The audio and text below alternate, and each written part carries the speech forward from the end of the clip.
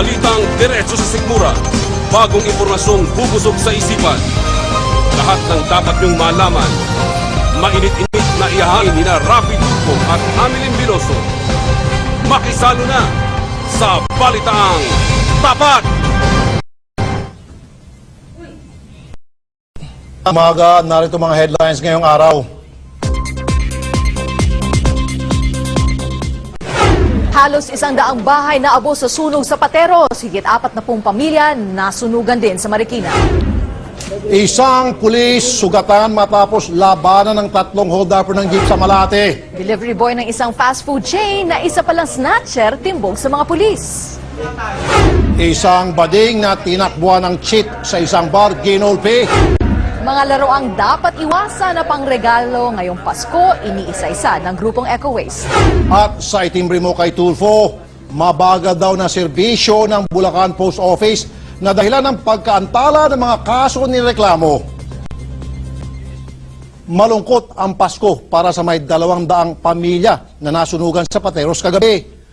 Bukod sa marami sa kanila ang hindi nakapagsalba ng gamit, sa evacuation center pa sila ngayon magpapasko. Nagbabalita si Jeff Caparas.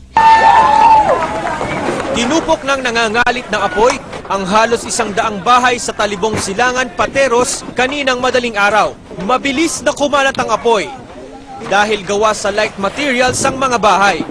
Sa sikip ng mga eskinita sa lugar, nahirapang makapasok ang mga rumespondeng bumbero.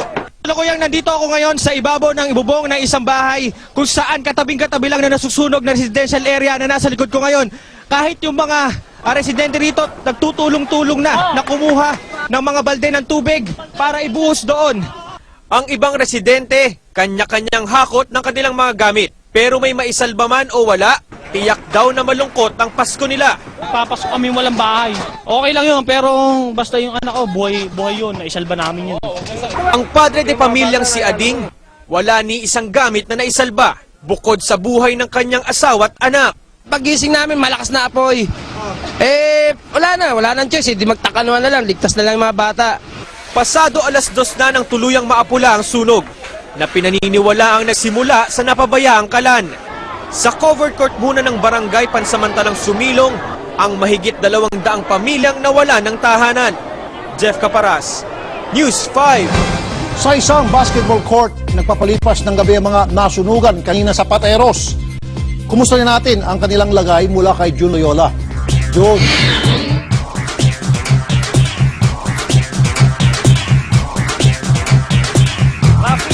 Malungkot na Pasko, ayan daw ang sasalubungin na mahigit 100 residente na nasunugan ng bahay sa Pateros kagabi.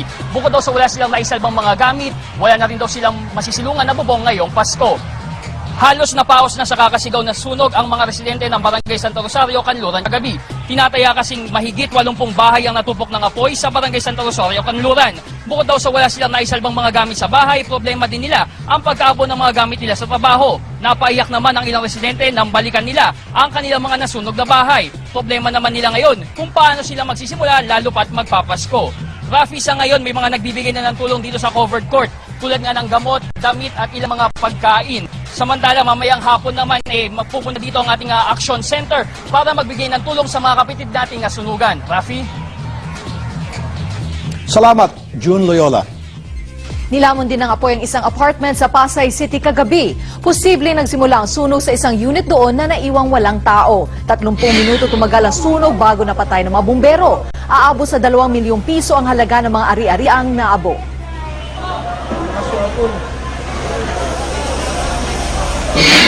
47 pamilya ang nawalan rin ng tirahan sa sunog na sumiklab sa Lower Panganiban sa Marikina. Naiwang kandila ang sinasabing pinagmulan ng sunog. Umabot sa 4th alarm ang sunog at tumutuloy ngayon ang mga nasunugan sa SSS Elementary School. Pero dahil may pasok ang mga bata ngayon, inaasahang siksikan ang mga evacuees sa nasabing eskwelahan. Walang napaulat na nasaktan sa parehong sunog. Habang nalalapit ang Pasko, dumarami rin mga kawapang sa kalye. Kagabi, isang pampaserong jeep ang tinarget ng mga hold-upper sa Malate, Maynila. Pero hindi sila nagtagumpay sa kanilang balak. Matapos manlaban ang isa sa mga pasero na pulis pala. Nagbabalita si Dindo Flora. Puno ng Tamang-tama ng balat dugo ang mga upuan ng jeep na ito matapos ang tangkang pagnanakaw sa mga pasahero nito. Kwento ni Alexander Alvarez, 3 lalaking hold-up ang sumakay sa minamaneho niyang jeep sa may Remedios Street sa Malate kagabi. Pero pumalag ang isa sa mga pasahero ng jeep na isa palang pulis. Isa tinutukan ako. Tapos yung dalawa sa loob. Yung isang baril. Tapos nung naglabas na ng baril yung pulis, nagpambuno na sila, nagputukan na hurot. Doon na raw minaneho ng mga hold-up ng jeep. Pero pagdating sa Kalaw, mabilis na tumakas sa mga sospek. Nagtakbuhan na ho sila lahat. Halos naunang tumakbo yung mga pasaheros, tapos sumunod ako. Sumunod na ho yung may hawak ng baril na duguan na. Nasaksak at nadaplisan naman ng bala ang braso ni PO1 Ryan Datu na agad dinala sa ospital. Hindi na nagsampa ng reklamong 5 pasahero ng jeep dahil wala naman daw natangay mula sa kanila mga hold-upper. Dadaan ngayon sa isang background check ang driver ng jeep para masigurong hindi siya kasabwat ng mga salarin. Kaduda-duda raw kasi ang biglang paglayo niya habang nagkakagulo sa loob ng jeep. Dindo Flora, News 5. Kalaboso ang isang hinihinala snatcher sa Makati kanina para hindi magduda mga nakakasabay niyang biktima na kasuot ng uniforme ng isang fast food chain, ang suspect na kunwari magde-deliver lang. Nagbabalita si Alexa Reyes. Hindi nakala ni Kit Villosillo na snatcher pa lang nakasabay niya sa daan na si Norly Hoveliano kaninang madaling araw. Suot daw kasi ng nakamotorsiklong sospek ang uniforme ng crew ng isang fast food chain. Kaya nagulat na lang siya nang bigla nitong hablutin ang kanyang bag habang naglalakad sa Barangay Pio del Pilar, Makati. Red light na po kasi tumatawid ako. Nasa gitna na ako. Tapos biglang may humablot ng bag ko sa kanan. Naibalik kay kitang natangay niyang bag matapos masundan at mahuli ng isang asset ng pulis ang sospek. Itinanggi naman ni Norly sa News 5 na nagtatrabaho siya sa fast food chain.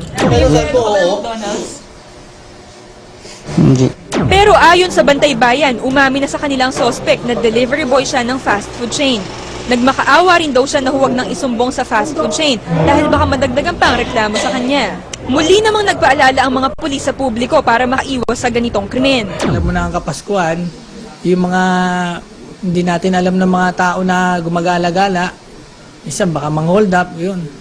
Alexa Reyes, News 5. Maga ang mukha ng isang bading matapos siyang kuyugin ng mga tambay sa isang bar sa Bulacan. Sa dami raw kasing nainom na alak ng bading, abay, tinakbuhan pa raw niya ang kanyang bayarin. Nagbabalita si Jay De Castro. Halos hindi na makakita ang bading na si Alan Ang matapos siyang gulpihin sa isang bar sa Obando, Bulacan. Ang dahilan, tinangkaraw niyang takasan ang kanyang bill. Kwento ng waiter na si Marlon Ramos, nakikipag-inuman noon si Alan sa 3 niyang kaibigan.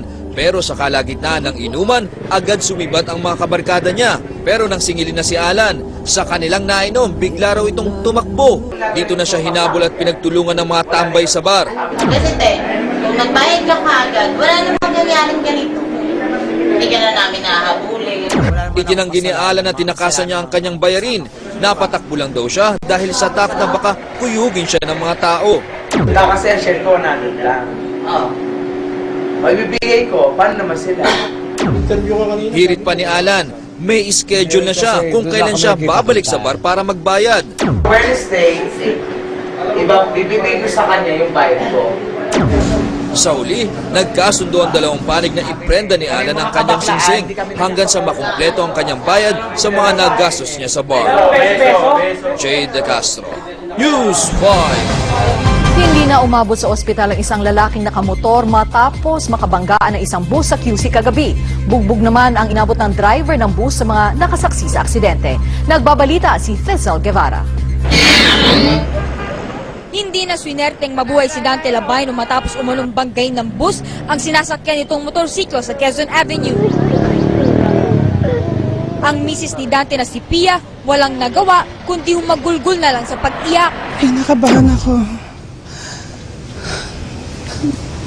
Nalalambot ako, nalalamig ako.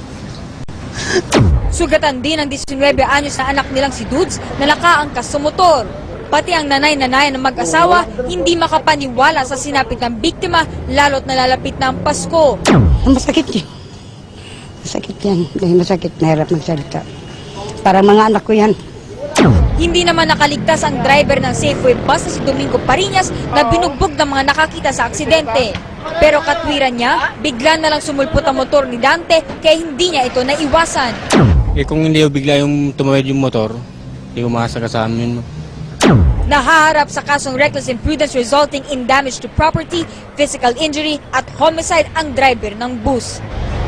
Dissel Guevara, News 5. Susunod sa itinri mo kay Tulfo, ala pagong na serbisyo ng Bulacan Post Office, inireklamo. Mga bata sa payatas, tinuruan kung paano makaiwas sa mga paputok, kung paano alamin. At sa ating kwentanong, alam nyo ba kung gaano katagal bago matunaw ang basurang itinapo nyo? Time panalo ng TV5.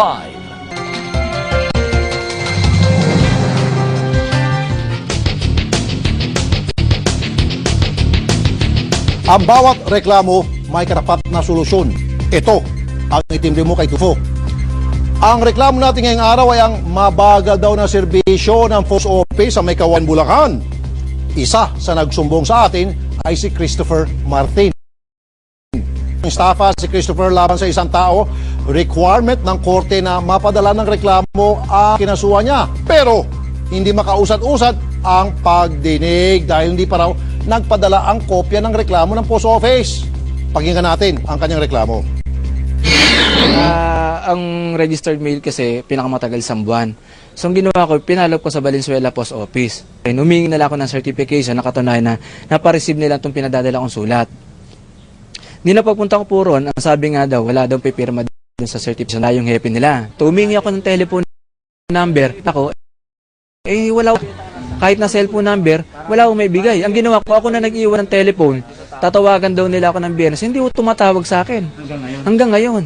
Anong gagawin ko? Kaya nga ako nagpapasalamat ako itong klaseng programa na lumalapit ako sa inyo para sana na matulungan nyo kami. Sa akin, hindi lang siguro baka hindi lang mangyari to, baka marami pa nangyayari. At least ma-action na naman ma-action na naman itong pinaka-boss sa post office. Kasi kawawa naman kami bilang ang mamamayan. Kaya lumapit ako sa programa ninyo, sana matulungan niyo po kami. Para aksyonan ang problemang ito, kausapin natin si Olivia Valderrama, ang Operations Manager ng Philippine Postal Office. Madam, magandang umaga po. Magandang umaga rin po, Mr. Rafi. Bakit ho nagkaganon? Napakabagal po ng galaw nyo dyan sa post office. Nagkaroon po kami ng initial information tungkol dun sa reklamo ni Mr. Christopher Martin sa Maykawayan Post Office.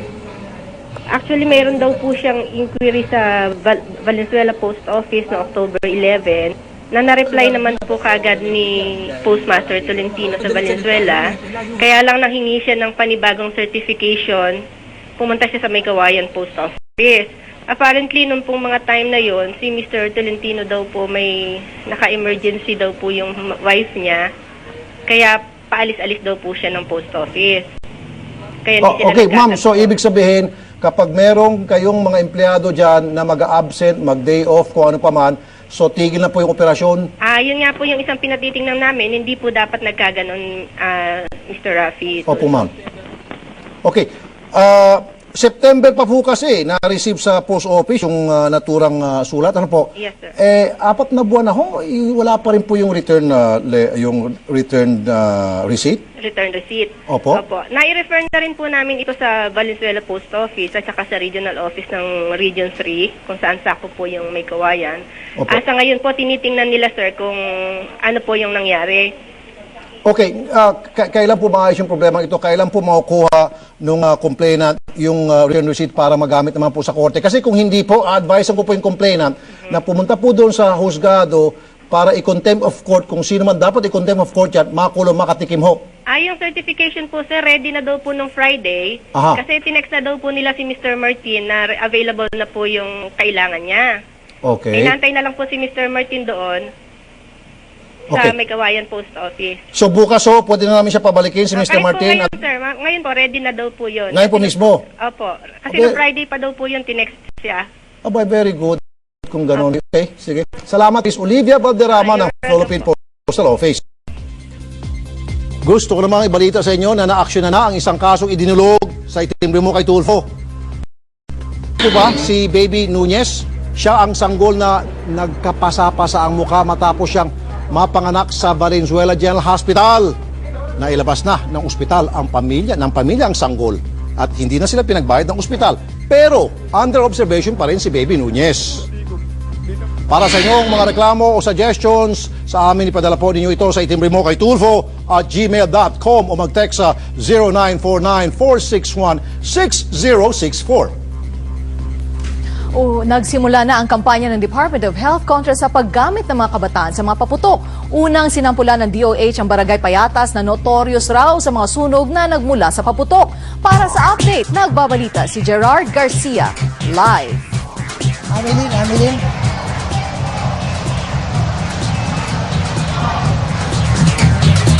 Amelin, unang sinampulan ng Department of Health ang mga elementary students sa Payatas Elementary School laban sa pagpapaputok. Dito raw kasi sa Barangay Payatas, madalas magkaroon ng sunog dahil sa mga pasaway na nagpapaputok.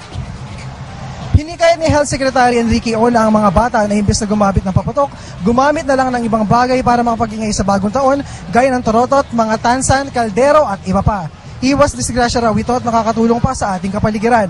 Aminado ang DOH na kahit may programa sila laban sa mga pagpapaputok taon-taon, marami pa ding nadidisgrasya dito.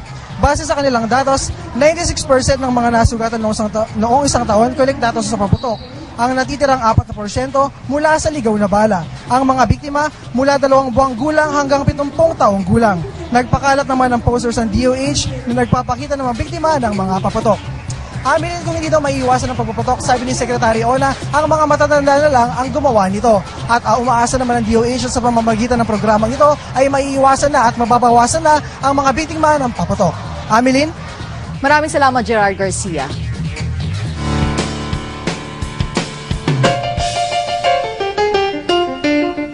Ang susunod nating segment ay ang Kwentanong. Mga tanong na may kwenta at may kwento ang kasagutan.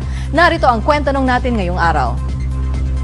Grabe, Amelin, gaano ba katagal matunaw ang upos ng sigarilyo, styrot diaper? Ang gabundok na basura ang isa sa malaking problema ng ating bansa. Naiipon nito dahil sa maliliit na basurang kadalasan nating binabaliwala na kung pagsasama-samahin ay umaabot ng higit 8,000 tonelada kada araw. Dito pa lang sa Maynila yan, ha? Nag-accumulate siya sa dami. No? Yung pumapasok dito, lambawa, 1,200 tons per day. Mga 400 trucks na mahigit yun, araw-araw. Ayon sa mga eksperto, ang mga upos ng sigarilyo, 1 hanggang 5 taon bago matunaw. Mas matagal naman mawala sa lupa ang mga styro, 50 taon yan. Ang mga lata, 80 to 200 years bago matunaw. Pero patay na tayo pati mga anak ng anak natin, mahuhukay pa rin ang mga disposable diaper sa lupa. Biro nyo, 400 years pa bago ito mawala. At kung akala nyo wala nang mas tatagal pa riyan, nagkakamali kayo. Dahil ang mga bote, 1 million years bago matunaw, habang ang mga plastic, 500 million years ang inaabot. Depende sa moisture, depende sa kondisyon ng environment. Yun yung mga factor na nagko-contribute kung paano nagde-decompose yung basura. Kaya mga kapatid, mag-isip-isip sa susunod bago itapon kung saan-saan ang basura nyo. Susunod, mga regalong pambata na dapat iwasan dahil may lason daw. Alamin. At mga batang bulag sa Florida, di hadlang ang kapansanan para makita ang totoong diwa ng Pasko. Sa mga nag-iisip na ng kanilang pangregalo ngayong Pasko, pakinggan nyo ito. 6 sa 7 murang laruang nabibili sa mga tiyangge tulad sa Divisoria ay peligroso raw dahil sa taglay nitong nakakalasong kemikal. Ano-ano nga ba ang laruang ito? At papaano makilatis na mabuti ang mga laruan? Nagbabalita si Trish Roque. Ang bolang ito, rubber duck, at laruang manok, ang ilan lamang sa mga laruang peligroso raw na ibinibenta sa mga tiyangge at bazar ngayon. Ayon sa grupong EcoWaste, 6 sa 7 laruang pambata sa merkado ang nagpositibo sa mapanganib na kemikal na tinatawag na phthalates. Ito ay isang kemikal na carcinogenic o nagdudulot ng cancer. Nakakaapekto raw ang kemikal sa atay at maging sa immune system ng tao. Kami ay namili doon sa mga lugar kung saan bagsakan yung mga o dagsaan itong mga klase ng laruan. Karamihan nito ay sa Divisoria. At dahil mga laruan ito ng mga batang 3 taong gulang pababa, madalas isubo ito ng mga bata. Hindi lang choking hazards ang mangyayari sa kanila, kundi pati ang lehitimong mga toksikong chemical na karga nito ay papasok din sa kanilang katawan. Walang ibinigay na listahan ng mga peligrosong laruan ang eco-waste, pero kadalasan, ang toxic toys daw ay yung mga murang laruan galing sa China. Ang mga nagpositibong laruan ay nagkakahalaga lamang ng 18 hanggang 150 pesos. Sa kabila kasi nababala ng gobyerno laban sa mga laruang may toxic content, patuloy pa rin itong nakakapasok sa bansa, lalo na ngayong Pasko. Mas maging mapanuri sa mga laruan na binibili, lalong-lalo na nitong darating na Kapaskuhan. Payo pa ng grupo, tignan kung may Philippine Standards o PS Mark ang mga binibiling laruan para makasigurong ligtas ito. Trish Roque, News 5.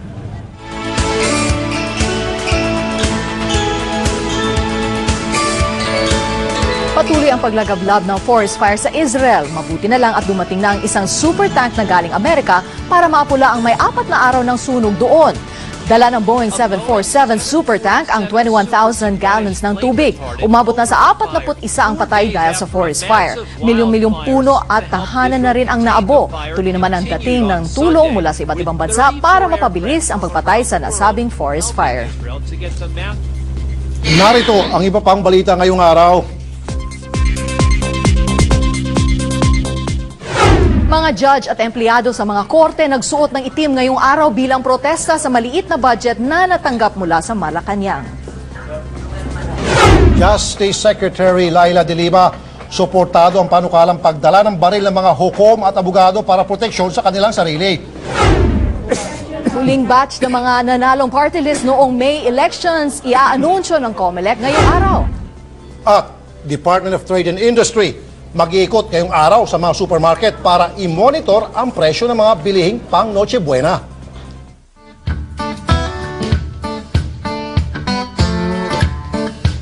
Diretso na tayo sa ating kwentong kakaiba. Ang mga bida naman sa kwento natin ngayon ay ang mga batang bulag mula sa Florida. Hindi hadlang ang kanilang kapansanan para ma-enjoy ng may 50 batang bulag na ito ang Kapaskuhan.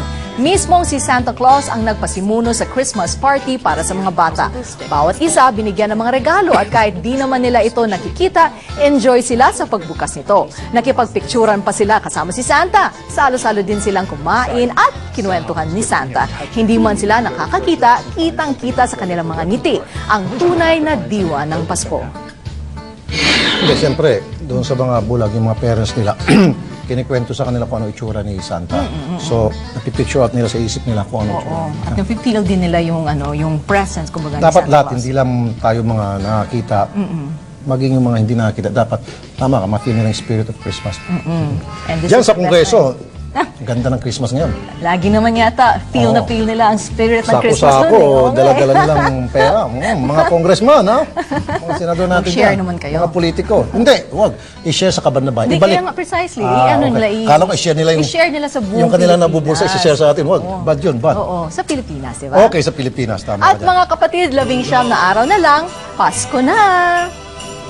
At yan ang kalahating oras ng balitaang puno ng sahog at tama ang timpla. Makisalo ulit bukas alas 11:30 ng umaga dito sa Balitaang Tapat.